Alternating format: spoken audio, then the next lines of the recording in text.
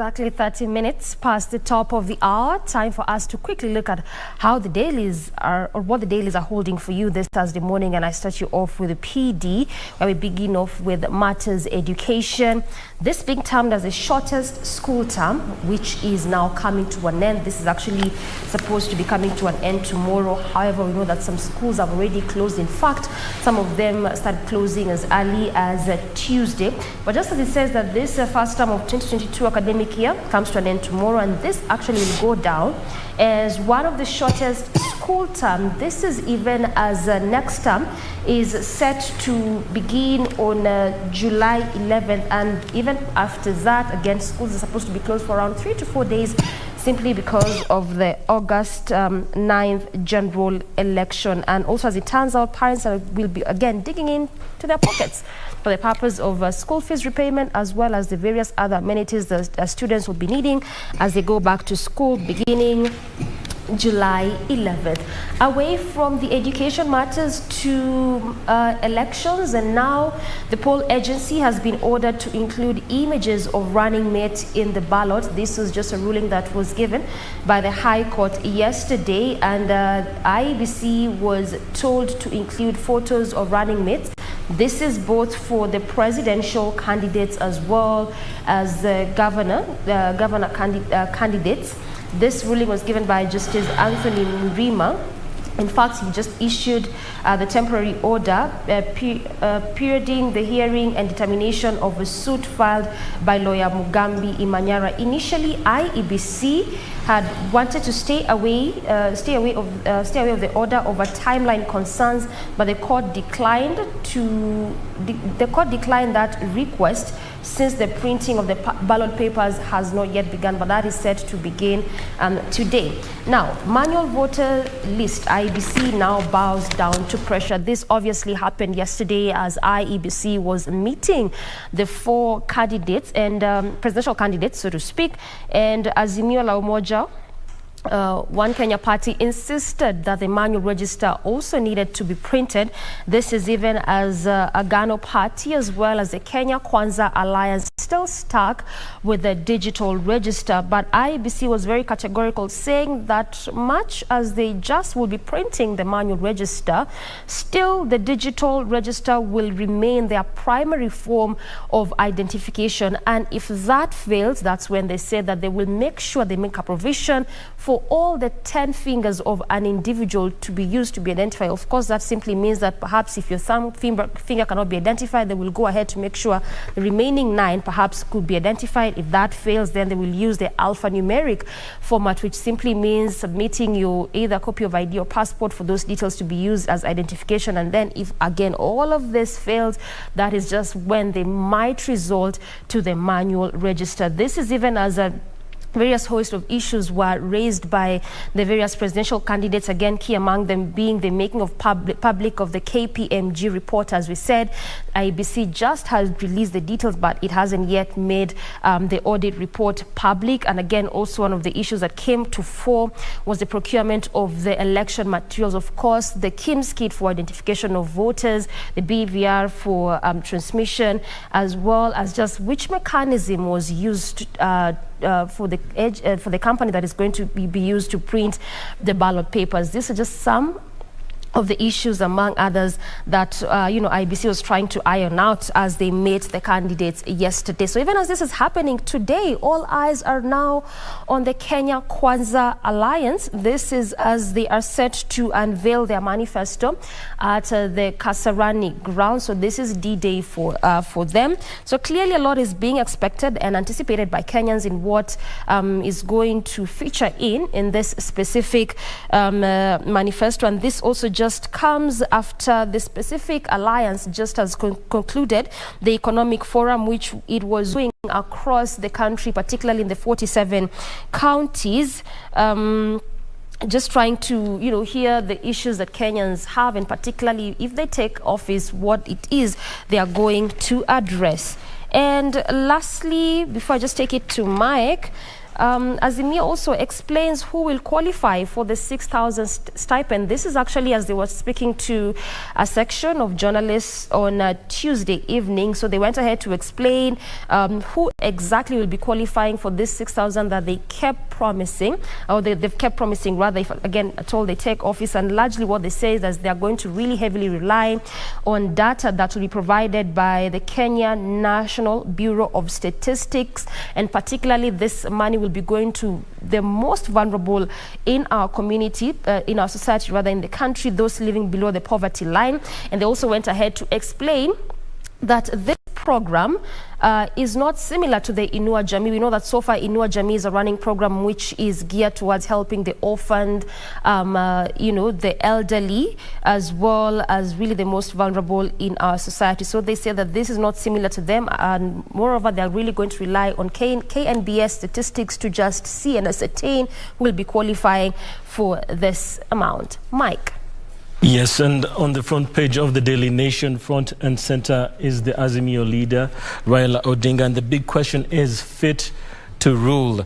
On Tuesday, Raila Odinga and his running mate, his presidential running mate, Martha Karua, had an interview at his current residence. And of course, many of his critics in previous weeks were asking, is he fit to rule? They were bringing up the age factor and, of course, his demeanor over the campaign trail that he's had, in contrast to his previous campaign trails. The Daily Nation is quoting, his firebrand politics is no more. So the fit to rule question has been brought up. However, his followers are saying that his demeanor is because of his seniority in politics, and now he's more stately and more prepared to take on the seat. Still on the front page of the Daily Nation, it still matters on the Kasarani 4.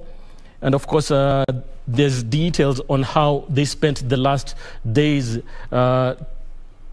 before their demise. More on that later on.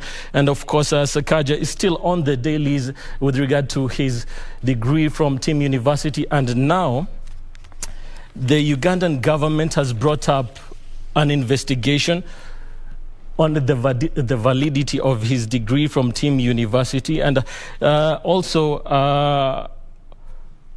Wavinya is still also there in terms of the question of the validity of her university degree from Britain. More on that later on. Ray? Copy of two dailies there, being the Standard and the Star. Let's start with the big reads, being that it's 39 days to go to the August 9th polls there. Revealed Uhuru's Dubai ports deal. This is quite controversial, and it has taken center stage in these two papers here. And it reads on the sports, DP Ruto's Kenya Kwanza Alliance exposes an offer to Dubai to a Dubai firm by the government to develop, expand and operate components of Mombasa, Lamu and Kisumu ports, as well as the Naivasha container depot, terming it as a clandestine move to hand over strategic national assets. There on this particular front page, it actually has a snippet of that particular letter dated 30th of March 2022, and that the agreement, the nomination of DP World under the Economic and Technical Cooperation Agreement signed between the government of the United Arab Emirates and the government of the Republic of Kenya, signed on the 1st of March 2022. So what was inside that particular letter to the Dubai firm? That is Yatani's letter to the Dubai firm, that D World FZE offered the right to develop, operate, manage and expand transport logistics services for 4 Kenyan facilities.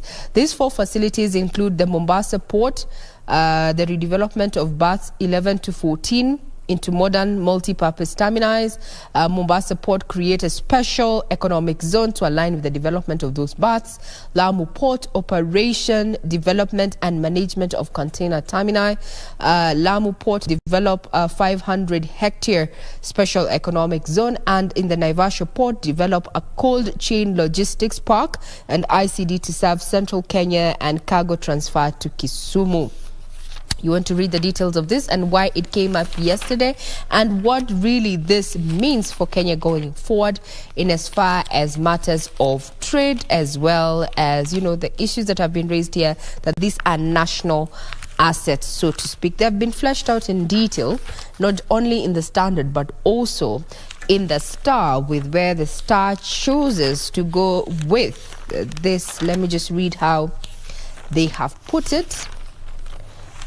State security auctioned 3 ports to Dubai firm. This is how the Star has put it there, and this is an allegation made by ANC leader Musalia Mudavadi there, who says that the deal to cede ownership and control of these particular assets was signed by National Cabinet Secretary Ukur Yetani.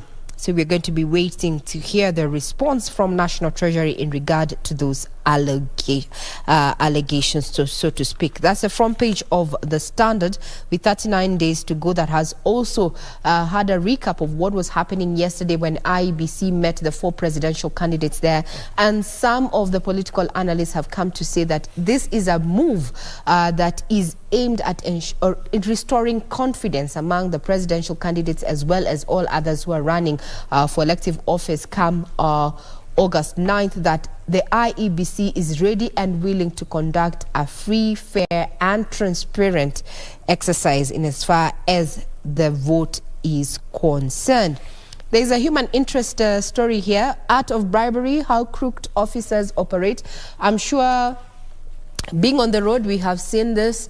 There's quite a feature sometimes that was carried by one of the major media houses some time back that showed, how corrupt traffic police personnel, or rather police, they pick up bribes from rogue PSV vehicles there. They drop the note on the ground, and the cop goes and picks it with a baton.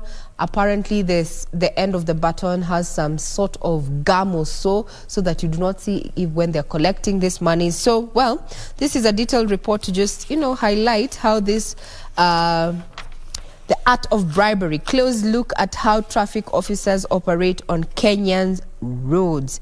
So the bribery network also involves court officials and magistrates, and this turns the court corridors into a corruption negotiation space. Now, this is an article that has been fleshed out in this particular daily. I'm talking about the Standard. Care to read? Well, you can get your own copy. Now, police recruits are advised or socialized on how things are done here. In your form. In your form. That's quite an interesting article there. Then also, just to look at what the Star has on its front page, it's all about what was happening yesterday with the IEBC. Now Ruto backing Chebukati on the digital voter roll there. This is a U-turn, and says Kenya Kwanza supports electronic register only. On the corridors of justice, that today Nakuru Town West MP Samuel Arama will know his fate, whether he'll be thrown in jail or fined or sentenced, both following his conviction on a 60 million land fraud case. This is going to be known today, while all eyes are trained on the Azimio camp as it unveils its 5-pillar economic manifesto. That's just but a sneak peek of what the dailies have, highlighted, being June 30th, 2022, a day where it's your deadline, actually. If you haven't filed your returns to avoid penalties and such, well, you have up until the close of business today to do so. And also from the corridors of justice, remember that slain Agnes Tirop. May her soul continue resting in peace. Now, Ibrahim Rotich, the prime suspect in the killing of athlete Agnes Tirop, has applied for a plea bargain. Now, the lawyer said Rotich instructed him to take a plea bargain if the DPP approves in his application, and this is to just lessen the pain of the slains of Agnes, the late Agnes's family, that they are going through since her killing occurred last year. However, on the other side is that Richard Warigi, the lawyer of the slain athlete's family, said they will only look into the plea bargain once it is before court. Doreen. Right, now let's come back to the PD, and now we just take you through the details of what was really on the front pages. And perhaps you can begin by you know, what Kenyans are expecting, even as Kenya Kwanza is set to unveil its manifesto today. Just going by what this specific article has highlighted, what sections of Kenyans are saying, as well as, you know, various political pundits, citing that the Azimio One Kenya manifesto, for instance, gave a very good general proposal on how to address various issues, but it was mean with suggestions on implementation, you know, particularly with the 6,000 and who's going to get that. And also this is also largely what informed, you know, the interview, or better still the conversation that the flag bearer together with the running mate were having to a section of journalists, and again obviously to the entire country. But again, as Kenya Kwanza supporters and Kenyans in general await today's launch of the coalition's manifesto, there are just a few things that stand out about the way it has been created. This includes the wide consultations with every county and sector, leading to the signing of various charters. We have been seeing, you know, the coalition going to various parts of the country, in fact across the 47 counties, I think, in what is dubbed the Economic Forum, to just speak the minds of Kenyans on the issues that the coalition the issues that Kenyans want the coalition to address, if at all they take office. And we've also seen the alliance come up with various charters. We've seen them come up with the Women Charter, the Education Charter, Health Charter, the Youth Charter, and just recently, in fact yesterday, they launched what is called the Hustler Fund, where they said that they will disburse 50 billion to just go to this particular fund, again to just assist particularly the youths in the country.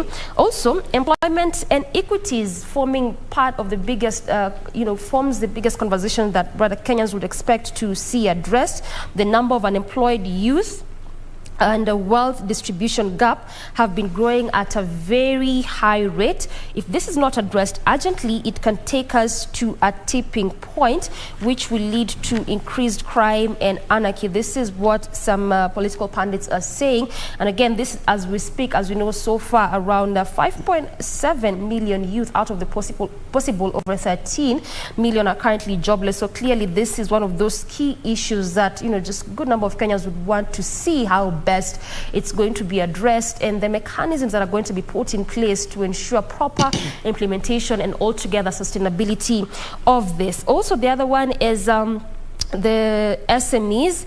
You know, the creativity and productivity of this sector is sometimes mind-boggling.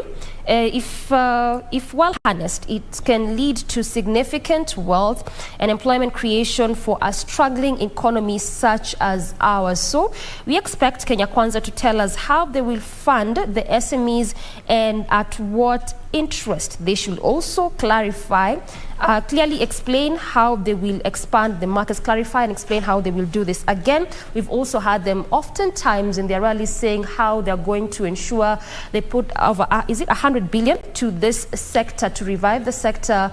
But again, what is also being awaited is the practicability of this, sustainability, and ensure that they clearly explain and clarify how they are going to do this. So again, just as we await for that to happen today, because as you've said, this is the day for them.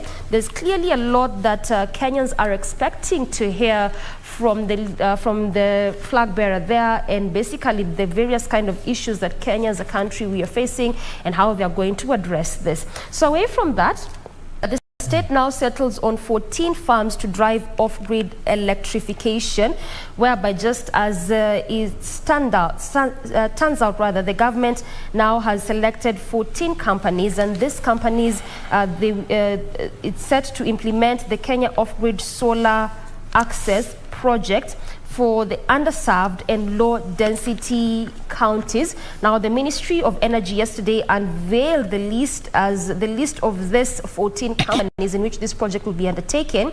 And as the government rushes to fulfill its agenda of universal access to electricity by 2026 under the third medium plan. So what the state says is that now they expect the 14 companies to diligently deploy adequate resources to ensure the combined target set for them.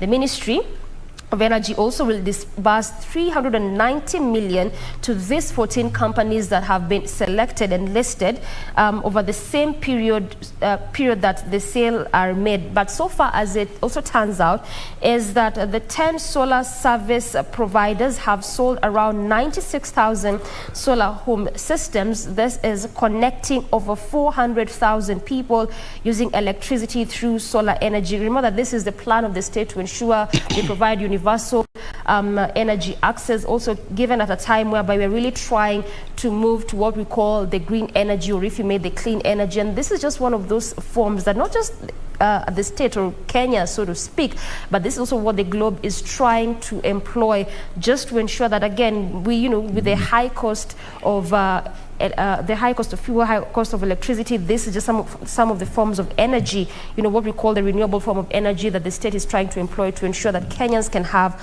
access to energy. Mike. Yes, and on matters cost of living, the government is planning to revive a subsidy scheme for LPG gas supplies starting July.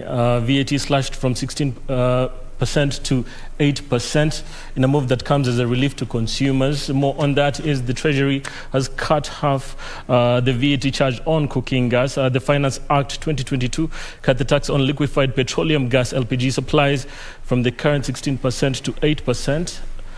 The significant cut comes a year after a parliament reinstated 6% VAT on cooking gas, which together with the rally in crude prices has seen the cost of the 13 kg LPG rise by 900 shillings since June of last year. Just a quick look at the numbers. 900 shillings is the amount by which the cost of 13 kg gas cylinder has risen since last year, and 470 million shillings is what the state has allocated towards revival of the LPG subsidy scheme. Still on matters cost of living, teachers are rationing food because of the high cost of living. Now, on the Daily Nation, they're quoted saying, your son or daughter could come home thinner this week. So more on that is principals and head teachers are in a dilemma over the cost of living, and of course they can't raise the school fees because they can't change up the school fees in the middle of the year, because there was already a budget that was set at the beginning of the year. The teachers now find themselves in a tight corner as they can't raise fees. And of course the year has 4 terms because third term of last year spilled over into 2022. And they said things may get worse when they open next term. The Kenya Secondary School Heads Association chairperson Indimuli Kahi said that the price increases have put schools in a difficult situation.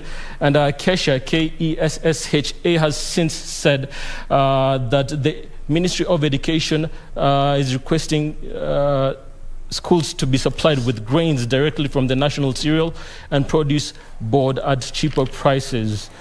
But also Mr. Kai said that at the moment Kesha cannot advise principals to increase fees as it's an illegality and against the Ministry of Education guidelines. Tough times ahead in terms of those in school right now. Ray? Now, if you're talking about tough times ahead, you just know that if you fail to file your tax returns by close of business today, the KRA has been empowered to auction your assets as a tax defaulter. This is captured in the Finance Act 2022 that has granted the taxman, that is the Kenya Revenue Allocation, the power to sell the said property through either a public auction or private treaty within 2 months after notifying the defaulting taxpayer. So what are we talking about? The assets that are being targeted in this, we're looking at land, buildings, an aircraft, a ship, motor vehicle, or any other property which KRA may deem sufficient to serve as security for unpaid taxes. How about in your here? Have you filed yours? Now, the government targets to raise 1.2 trillion shillings in the financial year 2022-2023. An equivalent of 15.3% of the GDP, which is up from last year's target of 1.8 trillion shillings in the current fiscal year that is ending actually today.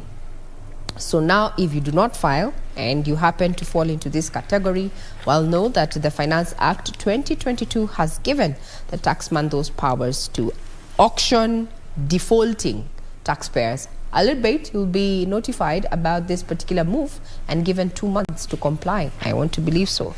So we have seen institutions that have found themselves and farms that have found themselves in such a situation, and one is Brewer Kerosha, where the KRA Commissioner James Githi Mburu said that Kerosha has failed to pay a cent in duty from beer sales since March after its reopening. That's quite a read there when you look at matters business as captured by this particular paper. And talking about business is that, give or take, the indicative value of the shilling against the dollar still remains at around 117.79. That is 117 shillings and 79 cents. This is an all-time high. We don't think this is going to abate, given that the Kenyan shilling now value has dropped further against the greenback due to increased dollar demand across the sectors and low inflows of dollars. Those who look at, shares and such, looking at where to invest, the biggest winners yesterday were included Kapchurwa Tea, whose price went up by 9.46% to 107. TPS East Africa, the price was 13 shillings and 80 cents, which is a 9.5% increase. Also, Safaricom shares increased by 6.64%, while East African Breweries shares increased by 6.28%. However, there were also losers, including Everready, Crown Plains, Unga Group, Standard Group, and Britam Holdings. What I heard from somewhere, and I'm sure this is quite true, is that you need to diversify your source of income. You cannot just stay stuck in one place and thinking that things are going to change. You need to diversify. On that note, we take a quick breather, and entertainment is going to be coming your way in not too long. Just to remind you that set a date, KBC Channel 1 has already unveiled its sports bouquet of live events that are going to be relayed to you right here through our channels, including not only KBC Channel 1, but also sister station Y254 and the various radio stations, including the FIFA 2022 World Cup that is slated for December. We are indeed your true sports partner. Some of the stories that we're keenly focusing on is that Kenya Kwanza is going to be making public its 5-pillar manifesto, and we are going to be there keeping watch to just find out, to let you know what is contained in that particular manifesto, to enable you make the right decision ahead of the polls that are slated for 39 days from now. That is August 9th, or rather August 9th there. But what is very important today is that you need to file your returns. If you haven't, given KRA now can auction you. I'm Regina Manyara. I wish you a pleasant day ahead. And I leave you in the capable hands of Mike and Doreen to take you through Matters Entertainment. Thursday is a new Friday right here.